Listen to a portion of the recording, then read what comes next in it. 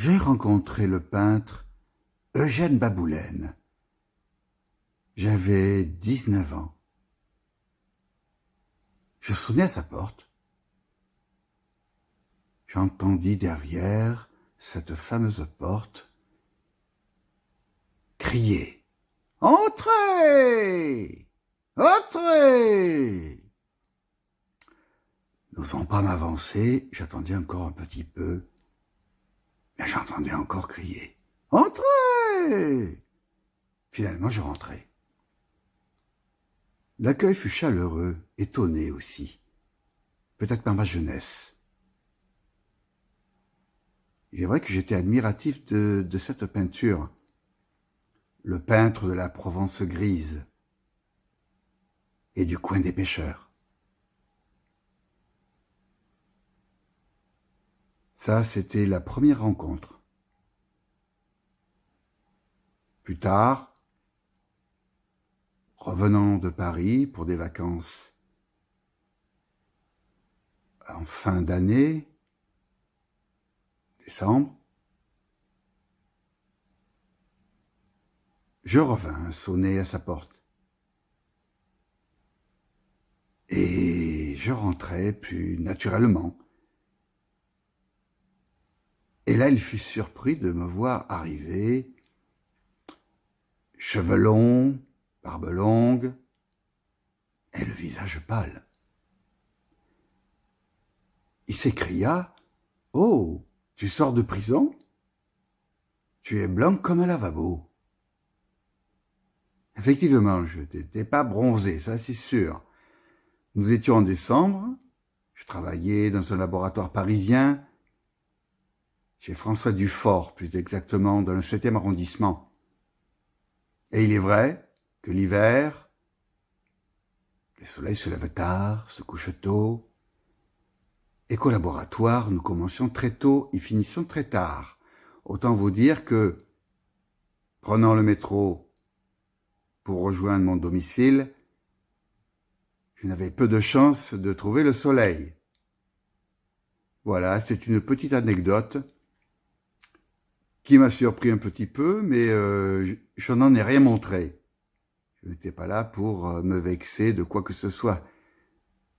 J'étais là pour apprendre, pour comprendre, pour voir, et peut-être recevoir quelques encouragements.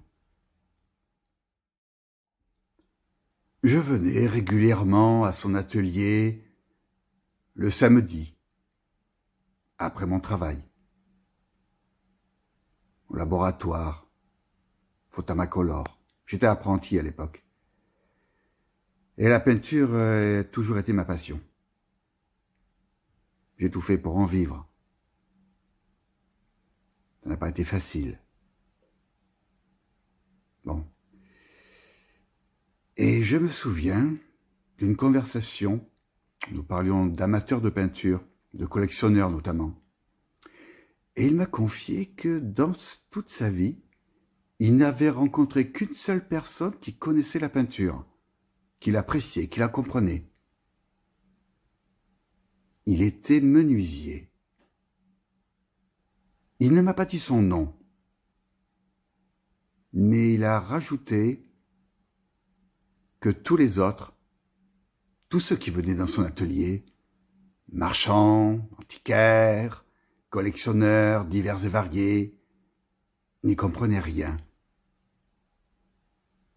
On les mettrait devant une toile blanche, ils ne verraient pas la différence. Ce sont des paroles dures à entendre. Surtout quand on est un jeune peintre, avec l'espoir que les amateurs sont nombreux à bien comprendre la peinture. Malheureusement, ce n'est pas le cas. Souvent, ils sont guidés par des marchands plus scrupuleux, vendant des œuvres d'art surcotées, passées aux enchères,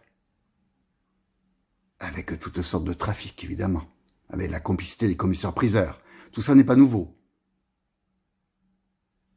Déjà à l'époque de Rembrandt, il était obligé de racheter ses œuvres pour garder la cote. Donc ce marché de l'art est complètement faux. Tout est faux là-dedans. Il n'y a qu'une chose de vrai. C'est la qualité de la peinture et l'âme qui s'y trouve, quand elle s'y trouve. En parlant d'âme, il me vient à l'esprit l'histoire du peintre José Mange, qui a vécu difficilement dans sa vie jusqu'à la fin. Il avait vraiment une œuvre particulière qui ne faisait pas l'unanimité à Toulon, où la bourgeoisie locale préférait des œuvres académiques de qualité, certes, mais ne prenons pas trop de risques. François Nardi, Montenard, Gallian, de très bons peintres, peintres de la lumière. Mais lui, José Mange, il avait autre chose en tête. Lui, il voyait les choses plus belles qu'elles ne sont. Un poète, sans doute.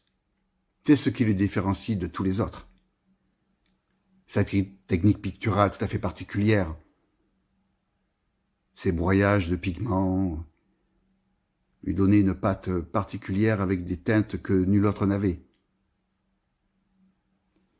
Et je me souviens d'une anecdote de Eugène Baboulène, on y revient. Il m'avait dit, Eugène, José Mange, il est mort dans mes bras,